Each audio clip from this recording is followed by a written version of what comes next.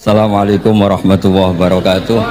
Bismillahirrahmanirrahim. Nahmaduka ya ghafuru ya syakuru wa salli wa sallim barik ala sayyidina Maulana Muhammad wa ala alihi wa sahbihi asmain. Nama ba'du teng ngerso para keluarga besar Kiai Haji Akil Sirot wabil khusus teng wau niki pernah paman kalian kula. Terus gada otoritas meksa. Tapi itu saya keren yang bihan malah pernah mbah, gitu. Pernah mbah, putrine guru kula, niku dimanfaatno beliau, kayak gitu. Guys, danten para habaib, wonten Mas Arif Kapolres danten ingkang kula hormati. Niki paling kula ngisi nampung 20 menit, niku mun top niku mun. Dados katanya niku ahlul ilmi dihormati, tapi nyatane dipeksa. Terus memang banyak paradok ya. Paradok dalam ilmu usul fikih. Ilmu usul fikih itu ilmu yang menjadikan orang itu bisa berpikir. Gitu. Kalau tak cerita tentang pertama tentang Kiai Akil sing al ma'ruf bi ahli nahwi. Nahwu riyen di era dulu itu dadekno tiyang dadi wali. Sampai disebut hatta nahat qulubuhum li nahwihi famin azimi sya'nihi lam tahwihi. Terus orang-orang baik niku ketika usul teng pangeran nyebut Allah la ilaha illallah mboten saged. Sagete namung nyebut dhamir sa'an begini ku hu. Akhirnya kathah toreko sing ha hu niku gara-gara engkar ahli nahwu niku. Nah disebut fa'uribat makna dhamiris sya'ni. Jadi ngelafatkan la ilaha illallah ndak bisa tapi hu bisa. Mergi ke Jawa niku tukang ngakali, terus hukum niku diakali. Sakjane teke hadis niku mangkana akhiru kalamihi la ilaha illallah dakhalal jannah. Tapi ada kekhawatiran pas la ilaha mati. Lan la ilaha mati ra radi kaya ateis. Ora ono pangeran maujud mati. Sampeyan kan gak iso janjian mbek Israil. Kan mboten saged weanan, mboten saged kong kali kong. Nah, daripada la ilaha niku resiko karena takut mati pas la ilaha dereng illallah. Terus Ki Jawa mulai nalkin ngangge Allah. Tapi Allah sarasan itu tidak mewakili la ilaha illallah. Akhirnya diambil dhamir sa'an fa'alam annahu la ilaha illallah. Niku asal usulnya. Cuma kebetulan thariqah kita tidak jalur itu, tidak jalur yang lewat dhamir napa sa'an. Tapi sementing tadi dawuhe Kiai Mustafa, sementing kita tahu secara ilmu. Terus nomor kalih cerita uzlah wau. Kula memang bener-bener uzlah. Terus kula niku diundang acara-acara publik kemarin di Habib Jindan nggih. Hanya di Palako Ilmiah. Kemarin terakhir beliau ngerayu ini jari marrotan wahidah, ini saya pegang dan itu dicatat di Loh Mahfud. Dan ciri utama Kiai itu tidak membatalkan perjanjian. Jenengan jauh marrotan wahidah pas nih. Ben gelem. Terus ngaten kula cerita sithik tentang ilmu yang sering kula utarakan. Di antara kitab yang dipakai guru-guru kita, sing dilanggengi Mbah Mun Maus itu kitab Ihya. Kula dari sekian cerita Ihya yang paling kula kenang niku bahwa ternyata Allah itu andaikan boleh dibahasakan niku cara berpikir tuh dalam bahasa tafsir disebut tanazul niku wong ben kaya orang kebanyakan. Saya ulang lagi supaya orang tuh kayak orang nopo kebanyakan. Ada dua ahli neraka yang dipanggil, yang satu ditakoi cung ning neraka piye rasane syarru makan mboten enak Gusti. Terus mbek pangeran diken balik ya wis kono cung mlayu balik nang neraka niku tiange lari kencang sekencang-kencangnya. Semangatnya seneng ngabe kon balik ning neraka. Ditakoki mbek pangeran, "Lho cung kon mara neraka kok seneng?" Kula nu pun kapok Gusti. Kula nu nyesal ketika di dunia nak jenengan utus niku lelat-lelet. Niki kula tobat dengan bukti dikan jenengan teng neraka kula mlayu. Lho nu pangeran akhirnya haru wong kok semangate mlebu neraka kaya ngono. Mergo diperintah pangeran. Ya terus niki ijazah jenengan akan mlebu neraka jenengan sing semangat nggih. Karena zaman ning donya sering diperintah Allah mboten napa? Semangat. Nah niku kemungkinannya di Barno, kemungkinannya dipanggil. Lah yang itu terus dipanggil oleh Allah. Ya wis kaya wong apik, tak kongkon nurut tenan, semangat tenan, terus dikan mlebu swarga. Nah niku ijazah pertama nggih. Dinaken mlebu neraka sing napa? Semangat. Sing kedua niku dipanggil niku plengaan lelat-lelet. Kados kula diutus Gus Mus niki nelpon kula mboten purun akhirnya ning BH jare matur Gus Subak. Turuti ya, aku diamuk bira jadi Bapak. Terus niki melibatkan sekian pihak untuk memaksa saya datang ke mriki. Aduh, repot nang sawang kempek niku. Repot. Mungkin di sepuro. Yang kedua niku diken mlebu neraka malih lelat-lelet, delok pangeran mboten semangat. Ditakoki mbek pangeran. Kenapa kamu tidak semangat? Saya itu tidak pernah ngira jenengan yang baik sudah masukkan saya ke surga, kemudian jenengan nyuruh lagi saya ke neraka. Saya tidak pernah mengira engkau itu seperti itu. Terus Allah nggih, ana indadzoni abdibi. Ya ora apa-apa, swarga ya swarga. Ini dua ijazah untuk sampean supaya bisa masuk nopo? Swarga. Terus kita tidak pernah tahu napa Gustofa ngundang kula nyeneng wong akeh ganjaran, napa meksa wong alim dosa, bener ngerti kula cara. Karena dalam ilmu usul fikih, kembali ke usul fikih, kula nu gak ada khazanah kathah tentang debate pangeran kalian nabi ini. Kathah, mboten satu dua contoh di beberapa kitab tafsir. Suatu saat kula sering cerita niki, suatu saat Khalilur Rahman Ibrahim itu kedatangan Israel. Kamu mau apa? Mau matikan jenengan? Kata Nabi Ibrahim, harro'aital khalil yumitu khalilah. Mosok aku kekasih pangeran dipateni, mosok orang yang dicintai membunuh yang dicintai, orang yang mencintai seseorang kemudian membunuh yang dicintai. Tidak ada itu. Akhirnya Israel matur teng pangeran. Cara politiknya ngeten, wau sing cara lagi seneng ngendikan politik. Wani kiai lengser jare beliau. Ono. Nah kula niku ahli tauhid wis pancen kodok kodare ngoten mawon, dadi mboten berpikir ruwet-ruwet. Terus Israel kan mboten biasa logika, kayak kan malaikat itu SOP kan, mboten biasa logika. Akhirnya matur tu pangeran, kata Ibrahim, masa kekasih bunuh yang dikasih, masa yang mencintai bunuh yang dicintai. Tapi Ibrahim baru sadar ngadepi pangeran gitu, lebih pinter. Terus kan ketika Allah fakullahu, katakan ke Ibrahim, harlo aital khalil yakrohu ayal khalilah. Mosok jari seneng aku kok ketemu aku rawani, jari seneng kok rawani ketemu. Lah niki sampean aku pengen mati, monggo ngake ilmu sing niki. Wong jari seneng pangeran kok rawani ketemu pangeran. Seneng ketemu.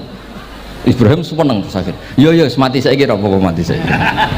Terus kedua niki cerita, karena ini pondok ilmu, orang harus biasa pakai logika usul fikih. Politik juga gitu. Nak kiai politik rawan kena syubhat. Tapi nak wong soleh oleh politik, kue ridho dipimpin wong fasik-fasik kabeh. Ya, mboten ngerti, mboten bener di pokoknya ngoten. Yes, itu memang logika usul napa? Fikih.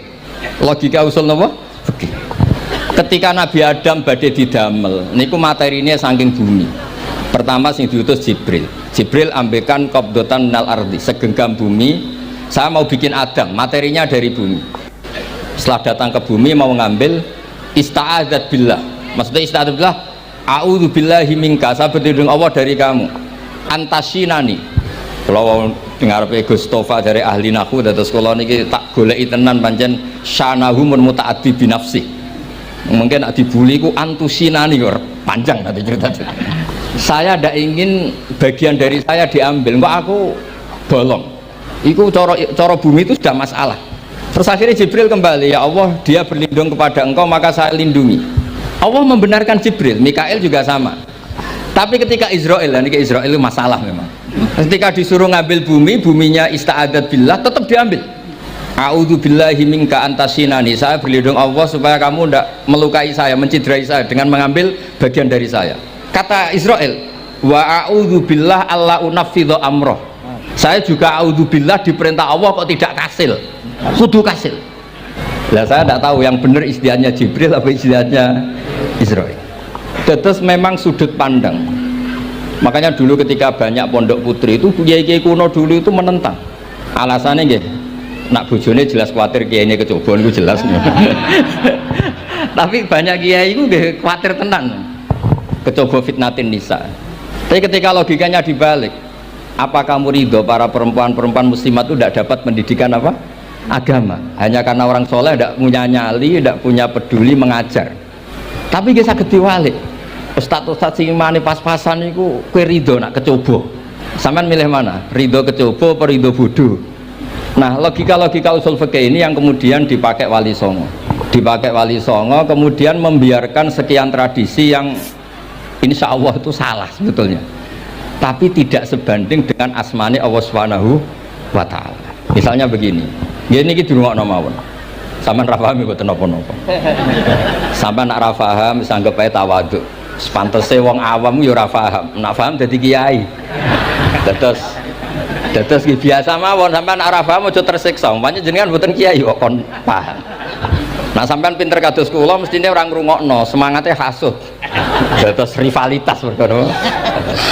Nah, cara Mbah Mun nak cerita ngoten, dhisik ke zaman bodoh iku angger kiai mbok cucuk. Bareng padha kiai niku koyok saingan. Niku pun sunatullah, ndak bisa dihindari, niku pun sunatullah. Terus kembali lagi ya. Logika usul fikih niku dipakai oleh Wali Songo. Ngeten ada cerita ini rungokno nonton. Itu sudah saya cek di beberapa riwayat termasuk di Musnad Imam Ahmad. Ada orang ini bukti teorinya Wali Songo itu benar. Wonten tiyang gadah kesalahan. Niku dokumen kesalahan ini niku madul basor sepanjang mata melihat. Wes ngoten jumlahnya 99 bok. Kayak apa banyaknya? Per bok madul basor sepanjang mata nopo melihat.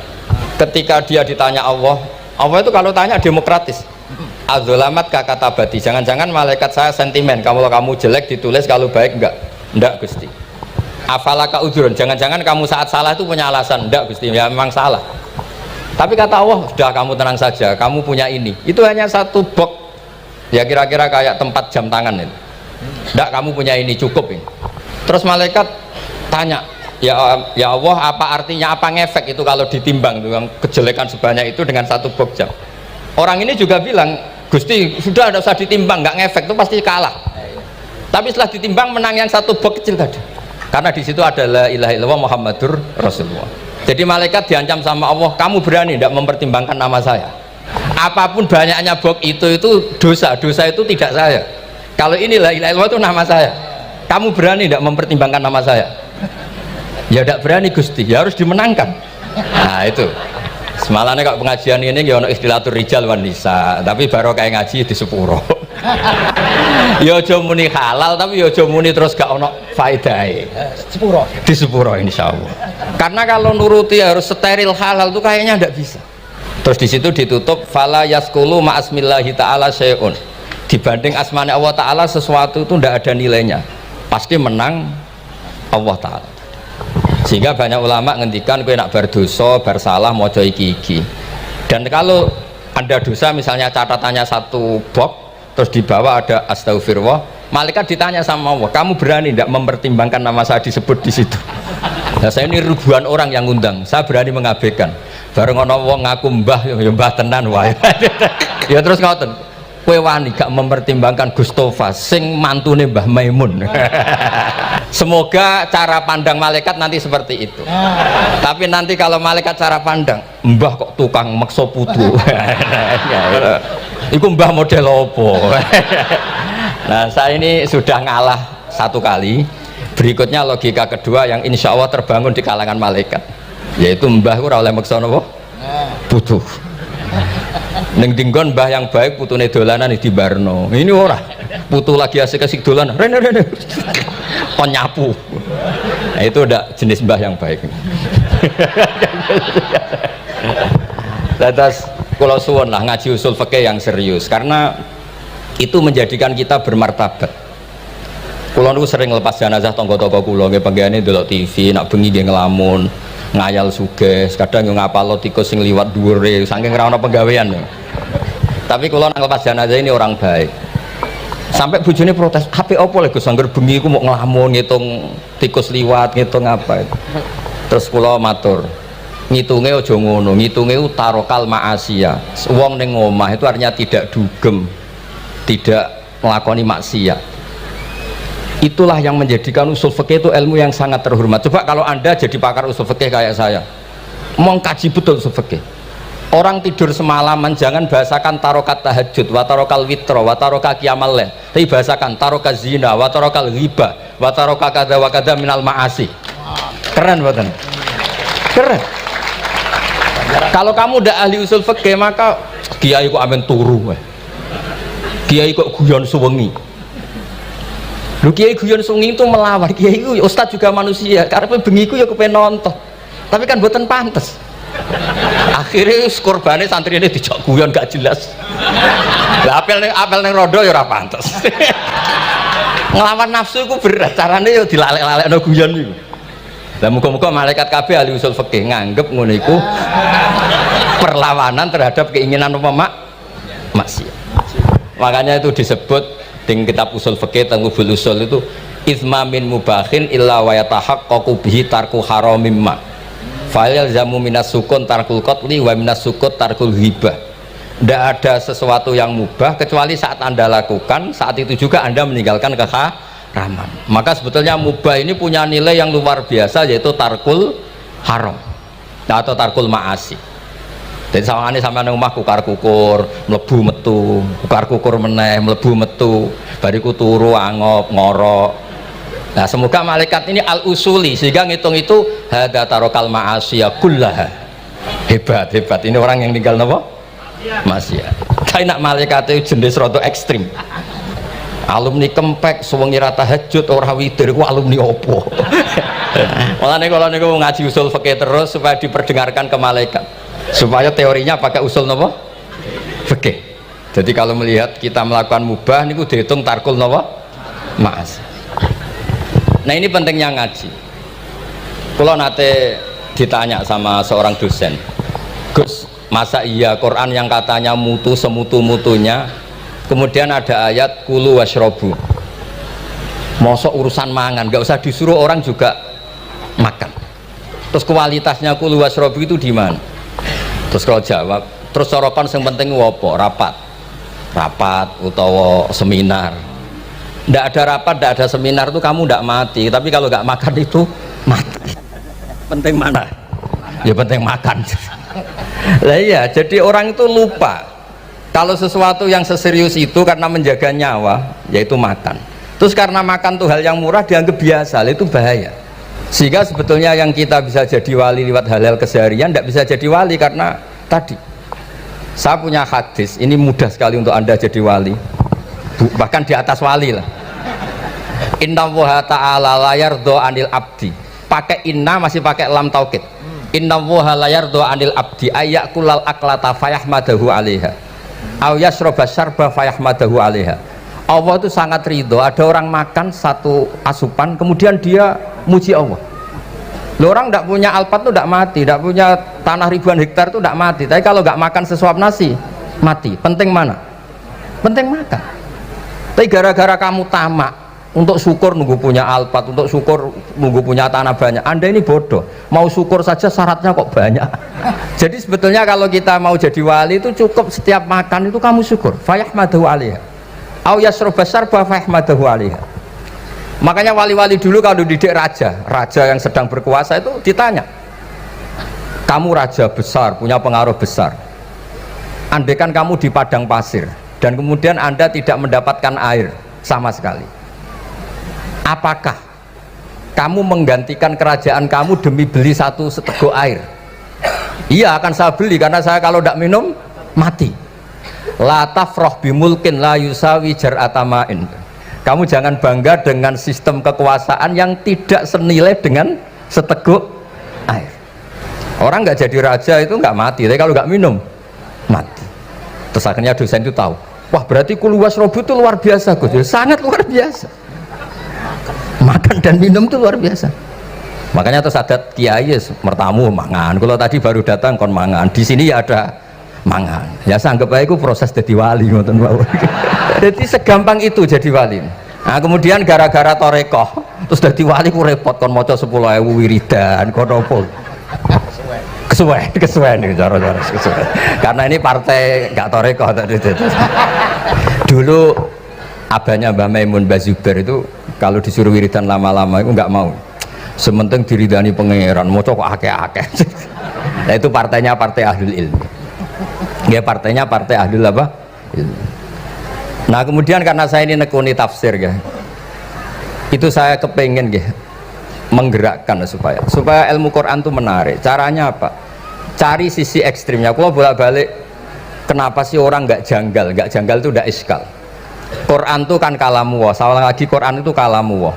Masa iya Allah yang Tuhan kemudian ngendikan iya kana butuh wa iya kanas tai, kepadamu aku menyembah. Masa Allah ngendikan gitu pada kekasihnya Nabi Muhammad? Padahal Allah itu al-ma'bud, bukan abid. Allah yang disembah, bukan yang menyembah. Semua ahli tafsir, saya bukan bilang sebagian, semua ahli tafsir pasti ngendikan begini, wa yuqaddaru qabla qaulihi ta'ala iyyaka na'budu qulu. Sebelum iyyaka na'budu itu ada kata yang disimpan yaitu qulu. Jadi iyyaka na'budu itu betul ngendikane Allah, cuma sudah dikasihkan Jibril kepada umatnya Rasulullah. Jadi Jibril bilang gini ke Rasulullah Muhammad, Muhammad qul iyyaka na'budu. Kemudian Nabi juga bilang ke umatnya qulu iyyaka na'budu. Jadi ini kalam Allah yang sudah milik kita. Nah berhubung milik kita, kita sah mengatakan iyyaka na'budu. Karena kalau tidak janggal, masa iya Allah berdoa ihdinas siratal mustaqim, tunjukkan kami jalan yang benar. Lah kalau ihdinas siratal mustaqim kalam Allah berarti kan Allah yang berdoa. Nah sehingga semua tafsir bilang sama, wa yuqaddaru qabla qauli ihdinas siratal mustaqim qulu. Nah terus ada mufassir lain bilang jangan mulai iyyaka na'budu ya semuanya, mulai bismillah, qulu bismillahirrahmanirrahim. Masa iya Allah sendiri yang bilang bismillahirrahmanirrahim. Nah dengan tafsir seperti ini terus kita akhirnya lagi-lagi kembali ke usul fikih, kembali ke balaghah, kembali ke nahwu. Kalau ndak ya Anda akan menafsiri Quran pakai logika Anda sendiri sampai ada mungkirus sunnah. Pokoknya sementing kembali ke Quran, orang roh Quran itu kayak apa. Saya kemarin ngaji di Sedan di daerah saya bilang Sayyidina Umar itu Islam sebelum minta hidayat, Khalid bin Walid ya Islam sebelumnya ya tidak minta hidayat. Lah itu kan janggal, padahal katanya Quran itu hudal lil muttaqin, petunjuk bagi mereka yang takwa. Padahal tidak ada sabkut takwa untuk Umar. Umar tidak pernah takwa, tapi nyatanya Islam. Bahkan dia masuk ke rumahnya Zaid bin Arqam itu mau bunuh Nabi, mau nyari Nabi, bukan mau Islam. Tapi ketika dengar iparnya membaca Toha ma anzalna alikal Qur'ana litasqa, kemudian dia masuk Islam. Lalu gimana tentang hudal lil muttaqin, petunjuk bagi mereka yang takwa? Banyak ulama yang mengatakan lil muttaqin itu balaghahnya lil iktifa, lil muttaqina wa ghairihim. Jadi Quran itu petunjuk bagi yang takwa dan yang tidak takwa. Dan itu di bahasa Arab sah. Di bahasa Arab sah. Misalnya gini ya, kalau sampean punya ponakan dolan, cong-cong nang mangan. Ya maksudnya ya mangan mbek ngombe, mangan tok seretan mati kan. Itu kan satu paket. Sarobila taqikumul harra wal barda. Pakaian yang melindungi dari panas, di situ nggak disebut wal barda, tapi artinya juga wal barda. Karena kalau tidak diartikan lil iktifa, nanti Quran itu memberi petunjuk bagi yang sudah mutakin, corong doang nguyai segoro, wis takwa kok. Nah ini kita butuh ahli tafsir yang al usuli, karena itu yang menjadikan Quran punya kualitas lagi. Seolah lagi punya kualitas lagi. Kalau ndak, Quran tuh kayak biasa-biasa saja, kayak tadi kulu wasrobu kayak dan seterusnya dan seterusnya. Jadi kalau suwun barokahnya hormat sama orang alim kados Ki Akil, Ki Siras dan tenaga keluarga mriki. Orang menghidupkan logika ilmu lagi. Jadi kalau seneng lah nak dalam Gusmus ahli ilmu boten krono niat fakir boten. Biar sampean ngerti lah kalau ngadepi ahlul ilmi itu pun boten level. Ahlul ilmi itu kalau punya logika itu tidak bisa dibantah. Saya beri contoh sekian contoh yang nyata yang diajarkan Rasulullah SAW. Nabi itu pernah mau dipermalukan orang karena Nabi ngendikan la adwa wala tiarata, tidak ada penyakit menular. Terus ada orang iseng kok onta yang kena kudisen itu dijejerkan yang waras ikut kena kudisen.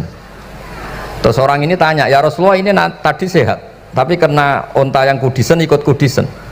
Nabi tanya lagi, faman a'dal awal, yang kudisen pertama ketularan siapa? Wah itu dari Allah ya, maksud saya seperti itu. Jadi ada terus orang-orang kafir itu cara berpikir aja alal alihata ilaha wahida indah adalah syai'un ujab.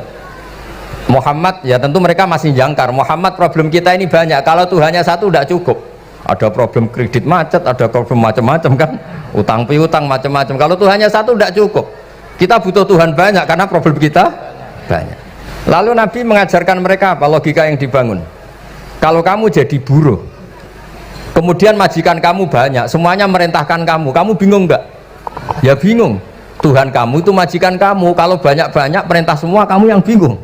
Ya sudah mat, Tuhannya satu saja. Itu disebut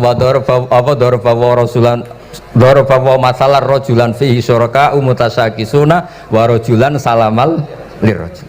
Nah sekarang itu kita ini mulai kehilangan fatonahnya Rasulullah SAW. Nabi dulu itu kalau nerangkan ilmu itu logikanya gampang sekali, logika yang dibangun tuh gampang sekali. Ada orang cerita, ya Rasulullah saya ini ada sekian anak saya yang paling saya cintai satu. Apa saya boleh melebihkan yang paling saya sayangi dalam pemberian? Nabi jawabannya itu tidak langsung, jangan enggak. Apakah kamu berharap bahwa mereka semuanya baik ke kamu? Iya, semuanya saya ingin baik ke saya. Ya kalau gitu jangan.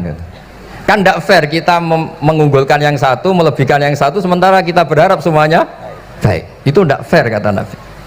Jadi dulu Nabi itu, terus ini yang cerita fikih. Dulu Ahlul Madinah itu mangga itu masih pentil sudah dijual. Pentil dijual harganya 2 juta. Masa iya pentil harganya 2 juta? Karena dengan asumsi sudah jadi mangga. Tapi ketika Nabi datang di Medina dan penduduk Medina itu abkhosna sikailan, orang paling buruk dalam pertimbangan dalam jual beli, Nabi cara ngendikan itu unik. Aro'aitum lau anna waha yamna'us samroh fabima yastakhillu ahadukum mala akhi.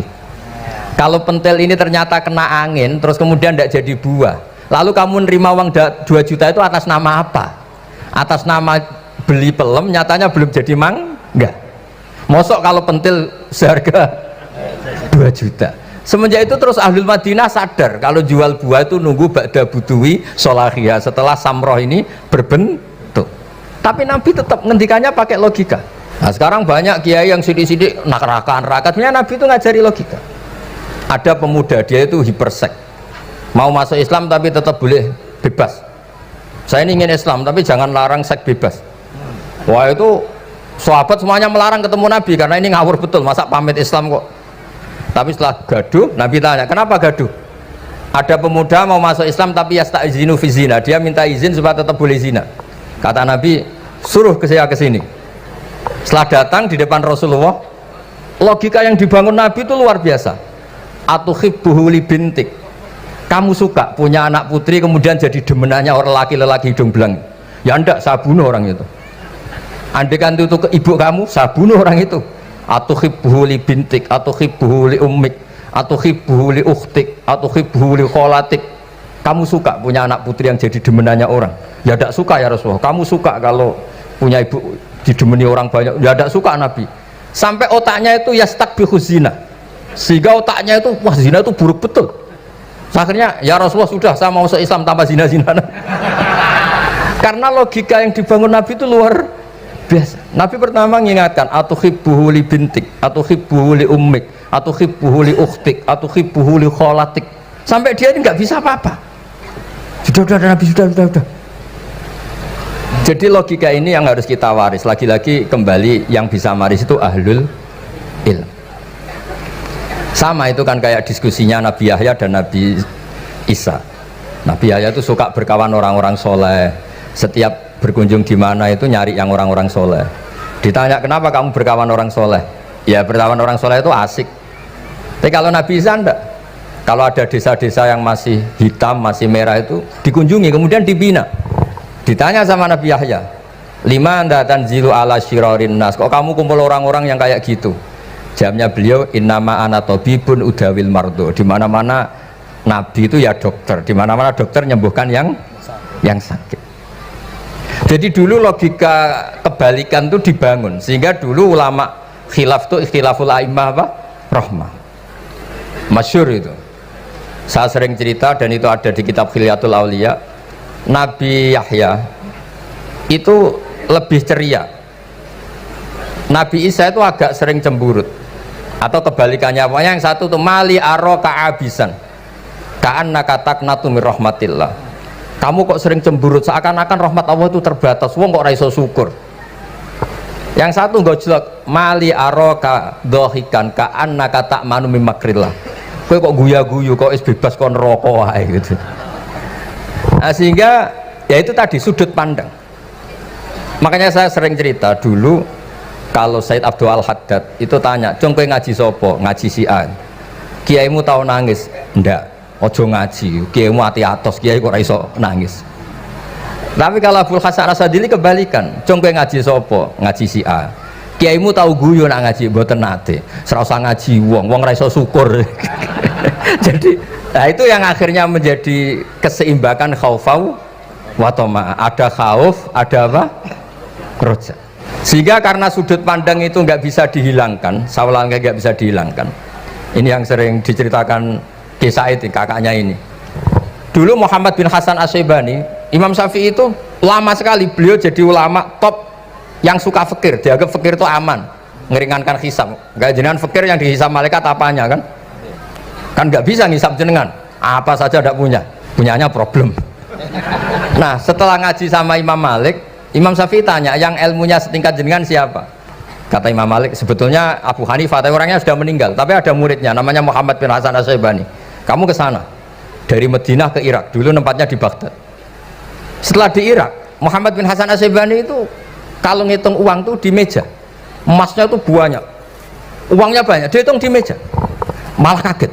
Saya ini gedeng kiai, kedunyan, ini ketemu kiai, kedunyan. Ya karena Muhammad bin Hasan Asy-Syaibani itu wali, kamu tanya, kamu heran ya ada kiai kaya? Iya. Ya sudah, kekayaan ini kasihkan orang fasik, biar dipakai demenan, dipakai mabuk, dipakai ini. Terus, ya jangan, kalau kena orang fasik bahaya, jenengan saja. Semenjak itu Imam Syafi'i mulai rodok seneng duit. Jadi ada ceritanya, kok diangen-angen, nah terus keterusan umatnya kayak gini-gini tuh. Jadi ini cerita nopo istihad, apa cerita nopo istihad. Sama pangkat juga sama. Gue seneng nak wong soleh-soleh tidak ikut ngurus negara ini, mau dikemanakan negara ini. Tapi ada yang berpikir, gue seneng nak wong soleh terkontaminasi. Ya sudah monggo, sing serapayu jabat nggih berpikir zuhud, sing payu ya berpikir politik. Yang penting semuanya itu berdasar ilmu, yang penting itu semuanya berdasar apa? Ilmu. Karena ilmu ini basis yang paling diridani Allah Subhanahu wa ta'ala. Masyhur itu di Ihya sering diceritakan Imam Ghazali, ana alim uhibbu kulla alim. Kata Allah, saya ini alim dan sangat mencintai orang alim. Karena orang alim ini yang tahu perspektif. Orang yang enggak, yang ngiranya, saya ulang lagi, yang ngiranya itu enggak ilmiah, di depan orang alim itu sangat-sangat apa? Ilmiah. Yaitu tadi misalnya ada ayat wa min ayatihi manamukum billaili wan nahar. Masa iya tidur yang ngorok semua turunnya secara jelas kok jadi wa min ayatihi?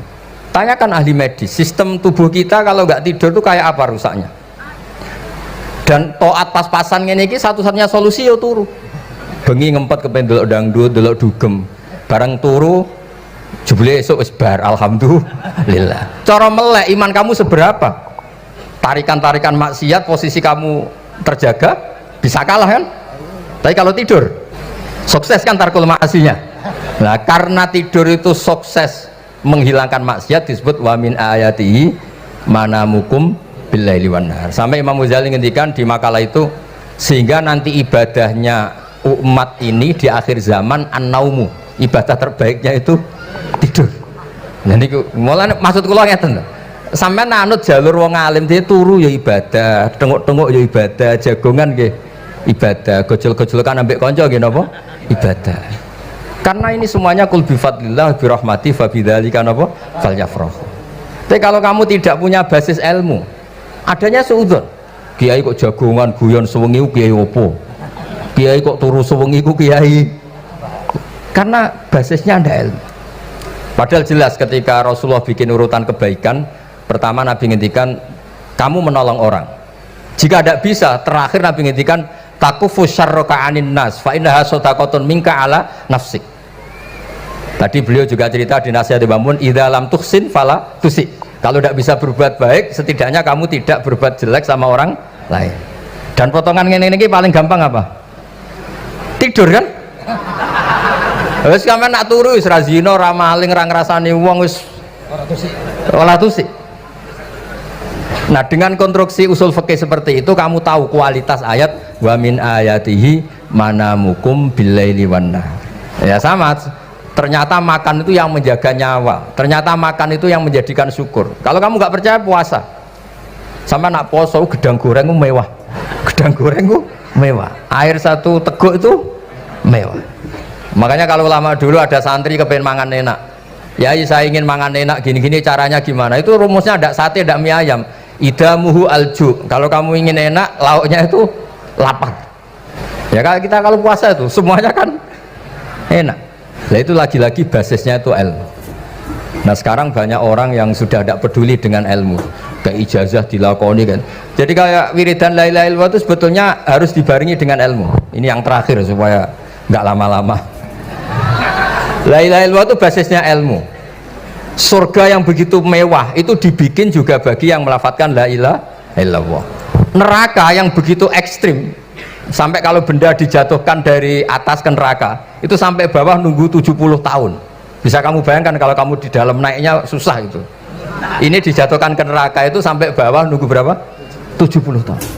Loh, neraka sebegitu ekstrim itu dibikin untuk yang menolak la ilaha illallah. Berarti kalimat ini kalimat spesial. Kalimat yang neraka dibikin ya atas nama itu yang menolak, surga dibikin juga atas nama itu yang menerima. Itu satu saktinya la ilaha illallah. Sakti kedua, orang kafir 70 tahun ngelafadzkan la ilaha illallah sekali langsung dihukumi mukmin.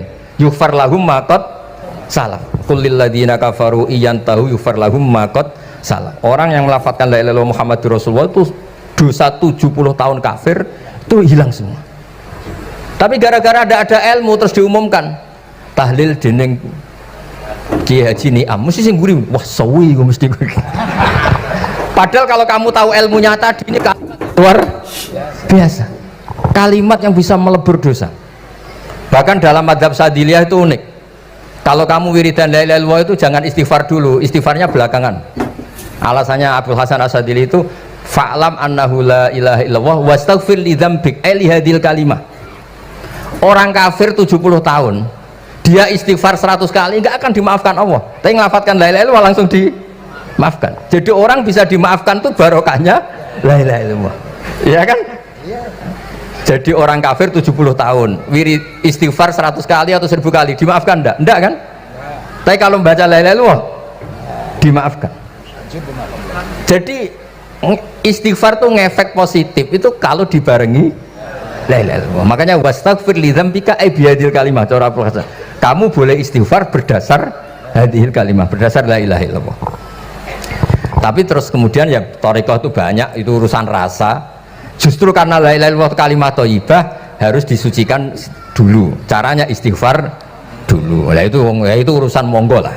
Tapi apapun itu basisnya harus napa? Ilmu. Basisnya harus ilmu. Jangan malah sentimen. Wong di kuburan wiridan la ilaha illallah dihukumi kafir. Nah, itu kan aneh. Wong kalimat ini yang kafir saja menjadi muslim, sekarang yang muslim menjadi kafir. Itu paham kok seaneh itu gitu kan. Ya karena basisnya ada ilmu tadi. Coba kalau basisnya ilmu, itu kan aneh betul.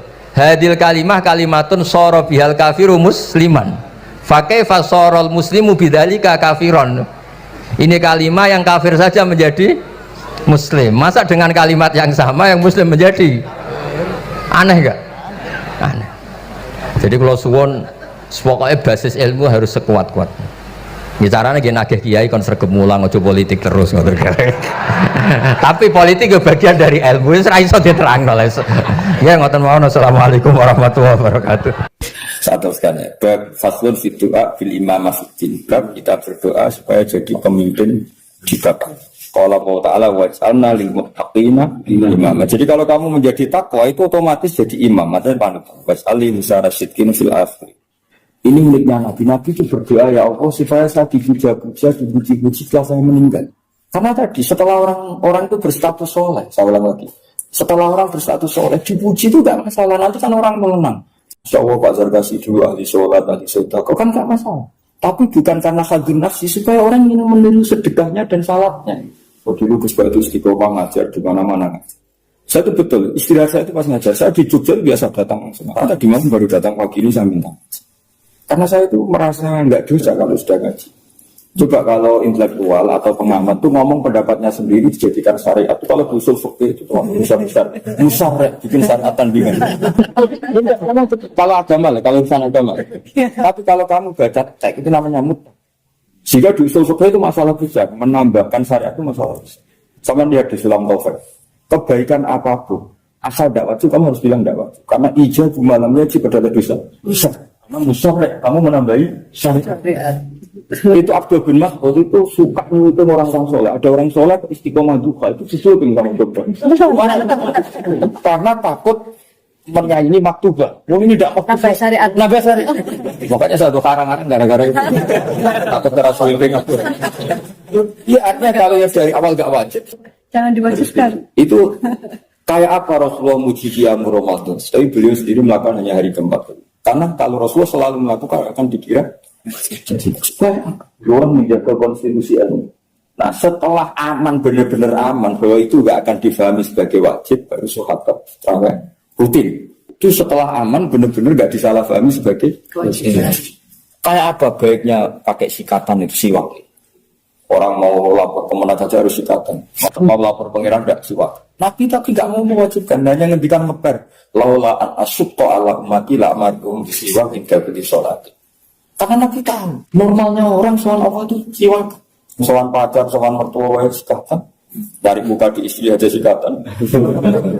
Karena sing lanang rokok, sing itu kudik rokok. Jadi mun fudat.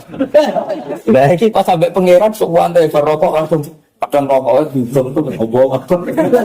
Lalunya pas kebun masih keluar dulu.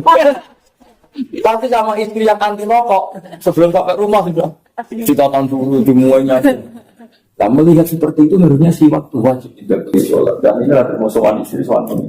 Tapi Nabi tidak mau menambahkan kewajiban dalam agama ini. Akhirnya dikatakan ngeper berarti laula asyukta ala. Dan itu difahami oleh ulama betapa bahayanya ijab malam ya. Itu pinternya ulama. Jadi dari hadis itu betapa bahayanya mewajibkan barang yang enggak wajib. Apapun positifnya sesuatu itu kalau enggak wajib tetap enggak wajib. Karena enggak boleh orang jadi musyrik menambah syariat. Apapun baiknya sesuatu enggak boleh diwajibkan nanti jadi musyrik. Makanya rata-rata orang alim itu tidak pati toreko, karena toreko itu paling suka nambah wiridan ini gak wajib wiridan. Makanya nih tinggal ulama itu rodo musan sidik-sidik dari toreko. Tapi tidak masalah itu bagus, asal sama-sama ikhlas pasti. Walau lataf wa inna sabah atau mungkin fasa jadi lah. Biasa sering kiswani mursid. Mesti bilang gini, Gus aja nih gue bajinan rata tapi hormat alim. Aku yang mendingan, aku aja nih bukan rata cuma hormat soleh. Wong bocah latihan wiridan suami ra ulang halal haram terus caranya istinja itu terus ulang wiridan terus caranya hubungan suami istri terus caranya ngilangin najis hilang di babiku kalau numpang jenengan. Ya ibarat aku jajal wiridan moto sekian nafas gak kuat sebelum bersedia apa. Saya belajar 2 jam kuatnya wiridan mulai mana. Dan itu baiknya Indonesia mursyid. Saya biasa disuani mursyid. Mereka sama saya cium tangan. Hormat sama orang. Saya juga sama mereka cium tangan karena orang sepuh, orang sholat. Padahal ya, suci. Wah, jadi begini rata. Kamu mau kritik tapi karena saya ibadah, mereka mencintai saya. Karena kritik saja. Ya, membaca wiridan terus raras istinja itu piye. Banyu mutlak mustamal sih saya tahu haram piye terus piye. Wiridan mereka sah, usah mandi junubnya sah. Wiridan mereka sah, baju mereka suci secara sah. Tetap butuh aku. Mas nak mursyid belum diijazah. Pak Anjam gitu ternyata mereka dengar ya kan. Sudah bisa juga jadi murid. Ya mereka sadar bahwa wiridan mereka makbul indah Allah karena cara mandi junubnya. Nah, ya benarnya apa lagi?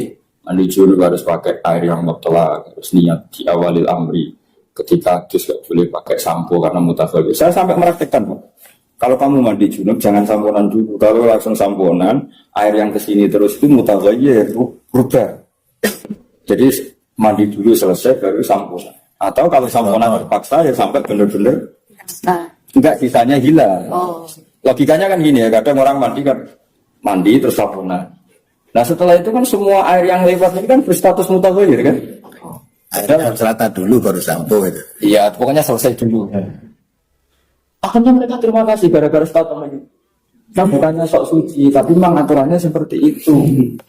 Kalau samponan dulu kan buktinya gini, setelah mandi junub andu-andu ternyata murah. Jadi kan tunjukkan semua air tadi mutaghayyir kan. Misalnya ini, mereka terima kasih. Pastikan dulu cara mandinya itu pakai air mutlak. Caranya gimana? Saya kan tidak bisa sabunan dulu. Kalau terpaksa sabunan samponan dulu, pastikan bibirnya sampai benar-benar air kembali ke nukoh air murni, mutlak lagi. Akhirnya mereka makan, terima kasih. Begitu juga uang, sedekah ke mursyid sah itu setelah menikah, kewajiban istri tercukupi, anak tercukupi, baru sedekah itu sah.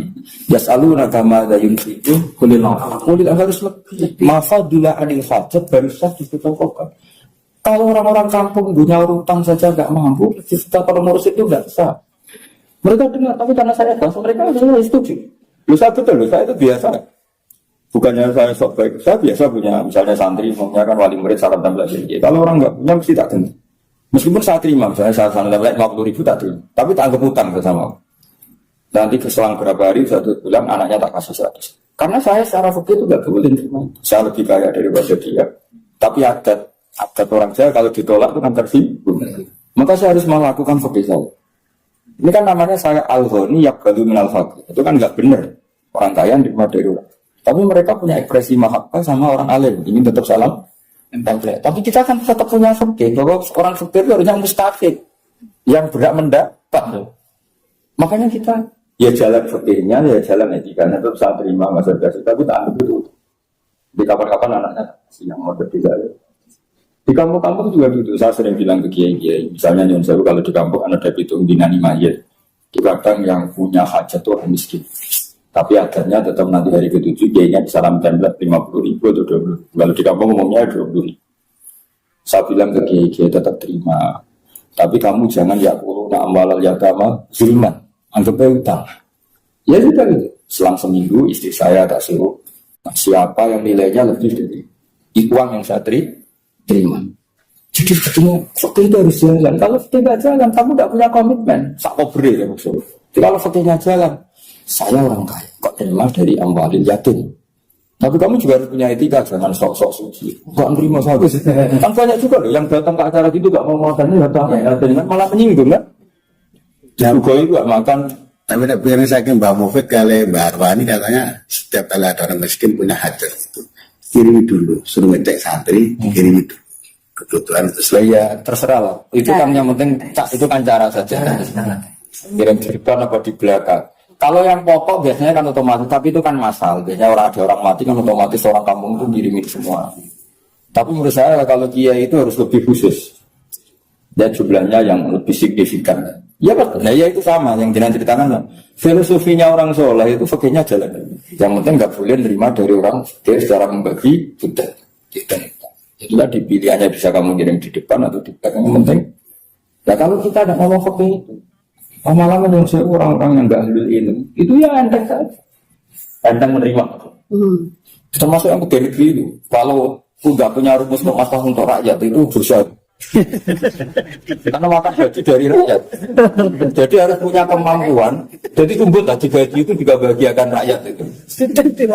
Harus dilakukan. Jadi bapak ya pasti ya nanti kayak uang melarat, yatim itu tombol, kadang kebaik. Karena mereka sakit. Dulu Rasulullah itu ya sering dikasih hadiah orang Ansor yang lebih miskin daripada Rasulullah diterima. Jadi yang mirip pada Jawa lah kalau kan menyakiti kalau ada mau ngasih gak diterima itu kan sakit. Tapi dihitung ngitung utangnya supaya kita tidak ya kurun amal yang pertama. Maksudnya disarankan Allah itu kan secara zulman. Kita makan di acara itu kan bukan secara zulman, memang diminta disuruh makan. Kalau enggak kan malah tersinggung. Berarti tidak zulman. Tapi tetap saja secara fikih ganjel karena kita goni mampu makan hartanya orang yang tidak.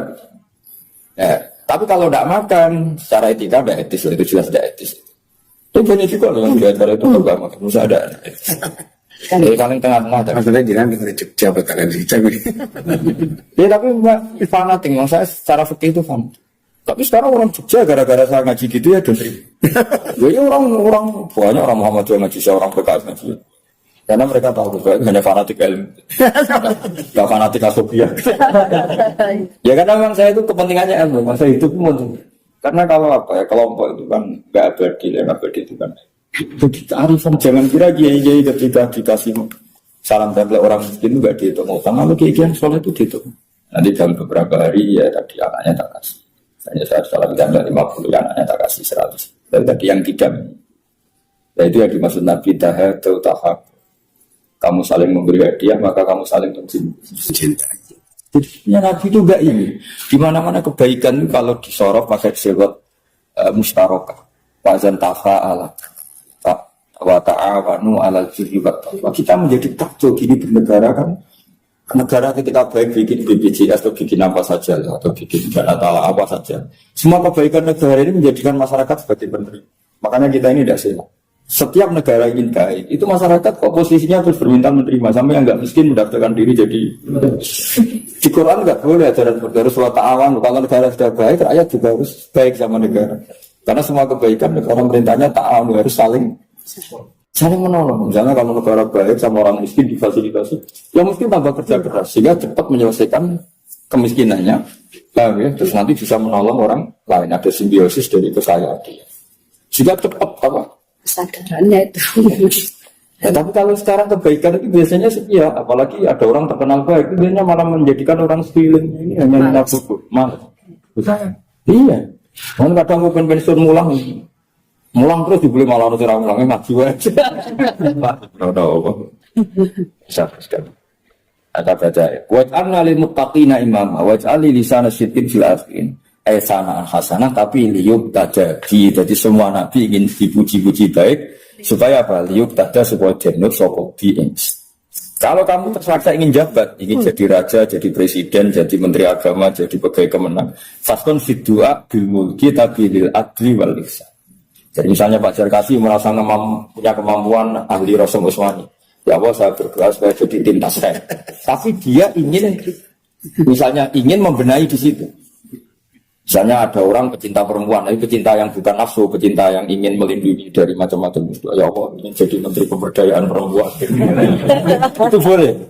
Ini namanya bidua bil mulki, ingin jadi raja, tapi lil adli wal ihsan. Jadi ingin jabat, tapi karena ingin menyebarkan kebaikan. Dalilnya kalau Allah Ta'ala hikayatan an Sulaiman, wahab limul kala yang bahili ahadin. Jadi semua nabi juga pernah berdoa jadi raja, tapi dengan makna supaya bisa memastikan kebaikan intinya.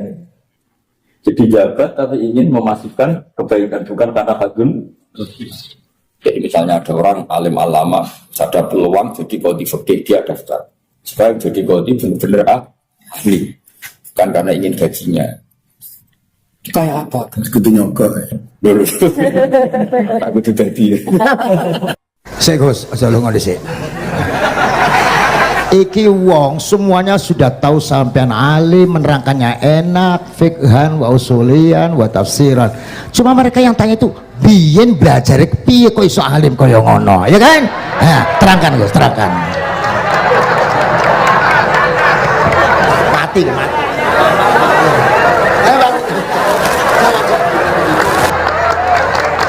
Setuju kan? Setuju? Sila. Asal dakaik.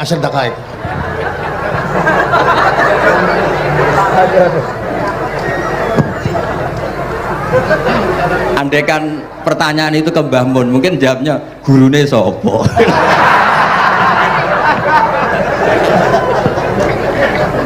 Tapi mungkin kalau ke mbah-mbah saya ya juga babanya nih pihak juga Mbak Abdul Aziz, mungkin putuku. Tapi kalau saya ingin cerita tentang saya paling ya aku sergep. Yang jelas tuh dari kafat dua yuti apa mayas.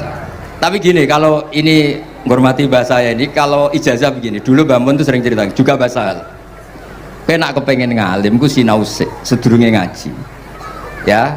Misalnya kamu ngaji takrib atau ngaji wahab sama Mbah Mun, kamu baca dulu sebelum ngaji.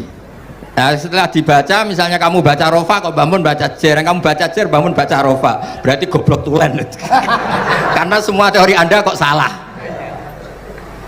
Ya, misalnya Mbah Mun baca wadakaro sopa al-musonifu, kamu baca wadakaro al-musonif. Berarti kan goblok banget itu. Ya kan ada cerita gitu, ada orang tuh nggak tahu betul, Gus maknanya lam tardiman itu apa? Lam tardiman. Dicari di kamus itu udah ada, ternyata itu di head lam tarodaman. Dia baca satu lam tardiman, dicari di kamus sampai hidup mati lagi ya nggak ada.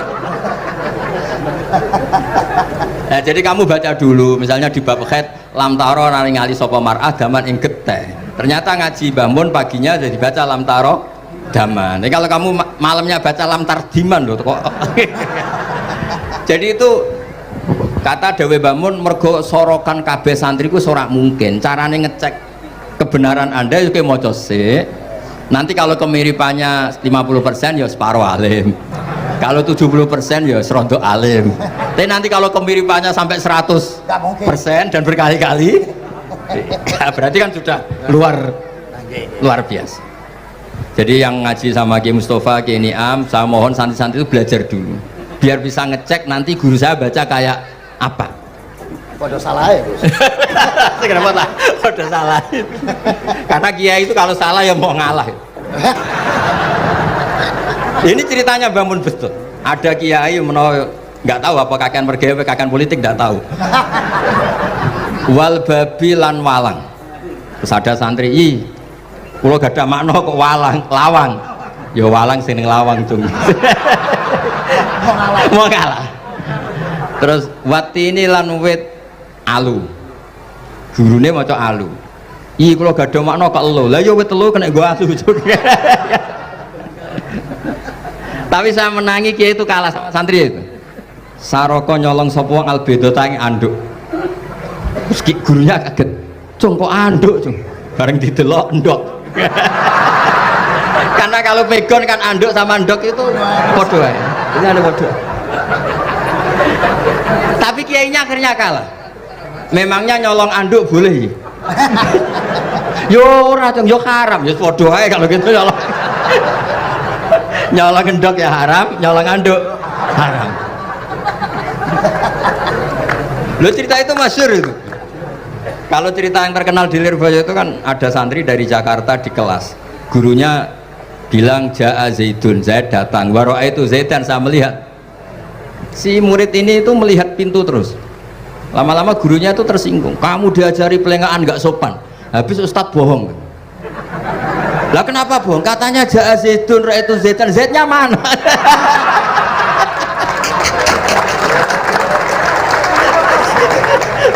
Dia gak ngerti.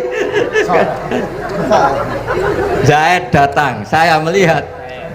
Mana orangnya kok dibahas-bahas terus itu. Ya, jadi yang serius tadi, kalau sampean ingin nguji kualitas Anda, makanya saya dulu itu pede baca kitab di depan bangun karena ya ngecek. Dan dulu itu Gus Zofur, Gus Kamil sebelum ngaji ya itu mesti sinau sama saya. Nanti ketika bangun baca tadi, kalau kemiripannya kita 90% ya bagus, syukur-syukur sampai 100, dan itu terulang sampai Wahab Hatam, Jamul Jami' Hatam, sehingga kita tahu. Jadi kalau diskusi kita kok salah ya tahu, kalau benar ya tahu, kalau tahqiq ya tahu. Biasanya kalau tahqiq itu bangun karena takut nyalahkan kiai-kiai Jawa, kalau baca 2 kali, misalnya begini, Yasmalu, kadang diwaca Yasmilu ya apa-apa nggih Jawa wae gitu. Karena kalau kita memaksakan sampai benar seperti di kamus, kayaknya kalau Ki Jawa itu berat sekali. Dumeli bojo bolak-balik mesti ora goblok wis apik lah. Karena kalau baca tahqiq itu kan butuh kamus. Yang benar itu Yasmalu misalnya. Tapi kan populer juga orang baca Yasmilu. Saya itu menangi loh, Ki Jawa dulu baca Simai itu menangi, Master Simai. Lama-lama setelah banyak alumni Al-Azhar terus berdasar kamus baca Samai semua sekarang. Saya menangi kiai itu baca Dilalah. Lama-lama karena sekarang udah banyak punya kamus, baca Dalalah, Fa'alah. Jadi kiai itu juga kadang-kadang keteror muridnya. Makanya Syekh Zakaria Al-Ansori itu pernah ditanya, kenapa engkau begitu alim alama sampai dilakopi Syekhul Islam? Kata beliau itu lucu jawabannya, karena saya ini orang yang sial. Saya dulu punya guru namanya Ibnu Hajar Al-Asqalani dan punya murid namanya Ibnu Hajar Al-Haytami. Kata beliau, dukik tu bena hajaro ini. Saya ini digebek 2 batu. Kalau mau ngaji takut saya minta ampun karena disuruh baca sama Ibnu Hajar Al-Asqalani. Kalau mau ngajar takutnya saya bukan main karena Ibnu Hajar Al-Haytami itu cerdasnya bukan main. Jadi kalau saya salah itu konangan. Akhirnya dia jadi orang sial tadi. Mau ngaji ya belajar, mau ngajar ya belajar. Makanya meskipun ini pernah sepuh saya tidak berani ngaji beliau. Wah mesti meriang saya kalau ngaji. Jadi yang terkenal alim-alim mohon ngajinya dikurangi ya, karena ini kasihan gurunya. Kasihan gurunya. Nggih, Bon cekap. Bon, itu catat ya. Sebelum ngaji baca dulu. Satu lagi, Gus. Sampean ketoke kiai ndesok kok kuliah. Kamu tuh kuliah? Oh, nggih nggih. Pun Dari belajar dari mana sampai kemana Gus jenengan? Dari Mondok sampai ke Jogja sampai Putih. Monggo. Ini karena sesuai kontrak, nggak boleh nyulayani janji sekali aja Sekali tak tekno Gus. Jadi sebetulnya kalau di ilmu, saya kan sering ketemu ahli geologi, ahli sosiologi. Sebetulnya di ilmu kita, saya kan lama di Jogja, dan itu yang saya pakai juga ilmu zaman di pesantren. Misalnya sosiologi itu kan ada mukadimahnya Ibnu Khaldun. Itu kan teorinya luar biasa. Misalnya begini, kenapa Rasulullah itu harus dari suku Quraisy, suku yang sangat terhormat di Mekah? Itu secara teori sosiologi loh, bukan teori nubuah. Kata Ibnu Khaldun, Nabi itu mesti final dari kaum itu aneh. Saya ulang lagi, Nabi itu final dari kaum pasti aneh. Nah masa aneh-aneh ini ditoleransi oleh umatnya karena beliau dari suku yang terhormat. Coba kalau dia dari suku, beliau dari suku yang hina, pasti pas aneh-aneh langsung diadili. Ya kalau di NU lah, ndak Gus Dur kok bikin aneh-aneh di NU kan langsung tuntas. Tapi berhubung Gus Dur cucu Mbah Hasyim, orang itu mentoleransi, bahkan mengira jangan-jangan teori beliau lebih baik ketimbang kita. Nah makanya terus kata Ibnu Khaldun, ma ba'atsawu nabiyan illa fi mana'atin min qaumin, tidak ada nabi diutus kecuali dari kaum terbaik, supaya masa-masa transisi ini nggak ada perlawanan. Nah itu namanya sosiologi. Sehingga beliau ngendikan, ini versi tarikh bukan versi Ibnu Khaldun saja, ketika sahabat disuruh hijrah karena disakiti orang kafir Quraisy, lah engkau sendiri ya Rasulullah, saya ini orang Quraisy, nggak akan ngalami yang seperti Anda alami. Nah itu namanya sosiologi. Begitu juga matematika. Saya sering ketemu pakar matematika dari UI, dari UGM. Misalnya bilang zakat kan 2,5% misalnya zakat tijar. Saya bilang kalau ngitung itu porogapit, padahal kita zaman sekolah porogapit itu pantangan. Tapi saya bilang saya punya matematika lebih cepat. Apa itu Pak Ba? Kalau manggil saya Pak Ba. Kalau di kitab disebut rubu'ul usyur apa? Jadi bertahap. Misalnya 1 juta, usurnya akan 100.000. Setelah 100.000 rubuknya 25.000. Itu kita tidak usah pakai catatan bisa. Nah itu matematika Arab. Makanya orang Arab tuh nggak bisa nulis, tapi matematikanya cepat karena bertahap. Misalnya 1 miliar ya cari aja usurnya 100 juta. Berarti rubuknya 25 juta. Berarti 2,5-nya 1 miliar itu 25 juta. Tapi kalau orang Arab bilang itu rubul usur. Diusurkan dulu baru dirubuk. Misalnya 6, 2/3 6 berapa? Orang Arab bilang sulusan. 6 sulusnya 2, sulus 2 kali berarti 4. Sama misalnya zakat zuro. Zakat zuro itu kan al usyur sama nisful usyur. Berarti misalnya kalau tidak disirami ya, tidak biaya, zakatnya itu 10%, berarti per 100 10. Nah sekarang kalau 10 ini kan berarti 1/10. Lah nanti kalau disirami pakai biaya namanya nisul usyur, berarti 5. Jadi orang Arab itu nggak mau langsung bilang 5, karena kalau 100 dibagi 5 itu apa, jadi 5 itu mikirnya panjang. Jadi diusurkan dulu terus nanti dibilangkan nisful usyur. Nah, jadi ilmu khazanah kita ini sudah luar biasa. Nah, itu makanya terus orang Arab kalau ngitung matematika itu tidak usah tulisan, tidak usah porogapit karena bertahap tadi. Jadi misalnya 2,5 bahasannya apa? Rubu'ul usyur. 1 miliar usurnya berapa? 100. Rubuknya berapa? 25. Nah ini semoga buatan ngingkari janji. Wassalamualaikum warahmatullahi wabarakatuh. Oke baiklah teman-teman, jadi itulah reaction ngaji kita bersama dengan Kiai Haji Bahauddin Nur Salim atau Gus Baha, yang mana Gus Baha pada ngaji kali ini itu merupakan ngaji yang saat beliau ada di Kempek, Jawa Barat ya, dan ini merupakan ngaji bersama dengan Kiai Mustafa Akil Siroj, dan ini ada di Pondok Pesantren Kempek ya, Kempek. Kemudian apa yang dilakukan oleh Gus Baha tentunya, ataupun apa yang disampaikan oleh Gus Baha tentunya banyak hal, tetapi yang kita garis bawahi adalah bahwasannya Miftahul Jannah itu la ilaha illallah, atau kalimah tauhid, kalimah utama untuk kita, untuk keimanan kita, yaitu adalah kalimah la ilaha illallah Muhammadur Rasulullah. Itulah ikrar, itu adalah kesaksian yang menjadikan diri kita sungguh-sungguh menuhankan Allah Subhanahu wa taala. Dan itu akan syarat menjadi ataupun syarat kunci masuk surga ya hanya itu.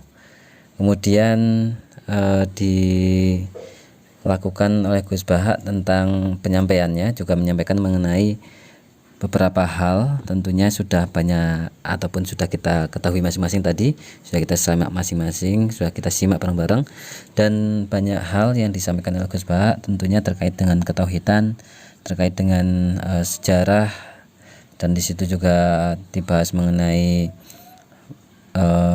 Kiai Siraj, kemudian ataupun ayahanda dari Kiai Mustafa Akil Siraj, tentang kelebihan-kelebihannya, kemudian mengenai ajaran-ajarannya, mengenai manhajnya, kemudian manhaj orang ceria itu bagaimana, kemudian banyak hal pokoknya terkait dengan itu. Dan kemudian ditutup ataupun diakhiri dengan suatu keilmuan dari Gus Bahak, yang mana Gus Bahak menjelaskan mengenai strategi ataupun mengenai strategi belajar ya, strategi ataupun rahasia ilmu laduni. Ilmu laduni itu kan ilmu yang dipandang tidak diketahui pun ataupun tidak dipelajari pun kita sudah pintar gitu kan. Tapi ternyata tidak, ilmu laduni itu ya harus ada seperti halnya keberuntungan. Keberuntungan itu kan bertemunya antara kesiapan dan kesempatan. Nah, begitu juga ilmu laduni. Ilmu laduni itu kalau kita tidak tercerahkan secara logika, secara rasio, secara pemikiran tidak tercerahkan, ataupun hati kita tidak dikosongi, ataupun hati kita tidak cerah, tidak padang ya, tidak apa istilahnya, tidak terang, maka ya ilmu itu juga tidak akan masuk. Kalau hati kita tidak suci ataupun hati kita tidak bersih ya ilmu itu juga tidak masuk, ilmu laduni itu. Maka dari itu ilmu laduni itu perlu yang namanya kesiapan dari kita untuk menerimanya. Entah itu kita tirakat untuk membersihkan hati ataupun kita tirakat dengan sinau atau belajar. Nah, tips dari Gus Bahak ketika Gus Bahak itu menjadi alim, rahasia kealiman Gus Bahak ini, Gus Bahak itu seperti halnya yang dilakukan oleh ataupun yang disampaikan ataupun yang difatwakan oleh Mbah Maimun Zubair dan juga Mbah Sahal Mahfud, bahwa untuk menjadi orang yang pintar, orang yang cerdas, orang yang alim, itu kita harus belajar terlebih dahulu sebelum kita belajar dengan guru. Ketika kita mau belajar dengan guru, kita sudah mempelajarinya. Misalkan kita mau belajar mengenai ilmu nahwu sorof ataupun mengenai kitab apa gitu kan, sebelum kita belajar bersama dengan guru, maka kita belajar terlebih dahulu, entah itu sendiri ataupun bersama dengan teman-teman, mengkajinya dulu. Lalu ketika bertemu dengan guru, maka itu tinggal pembenaran ataupun tinggal evaluasi saja apakah itu sudah benar 100% atau belum. Kalau sudah berarti kita sudah pintar, sudah alim. Tapi kalau belum ya berarti kita masih perlu untuk mempelajarinya lagi, mempelajari dan mengembangkan keilmuannya lagi, dan harus tambah belajar lagi. Nah, mungkin itu teman-teman, tentunya banyak sekali yang tidak hanya itu saja yang kita sampaikan ataupun yang disampaikan oleh Gus Bahak. Semoga menjadi ilmu yang manfaat dunia akhirat teman-teman untuk ilmu dari Gus Bahak ini, dan semoga menjadi suatu hitungan amal ibadah Gus Bahak yang berkah berkahi bagi kehidupan kita semua, dan semoga kita senantiasa bisa istiqomah ngaji bersama dengan Gus Bahak. Itu aja teman-teman, terima kasih. Wassalamualaikum warahmatullahi wabarakatuh.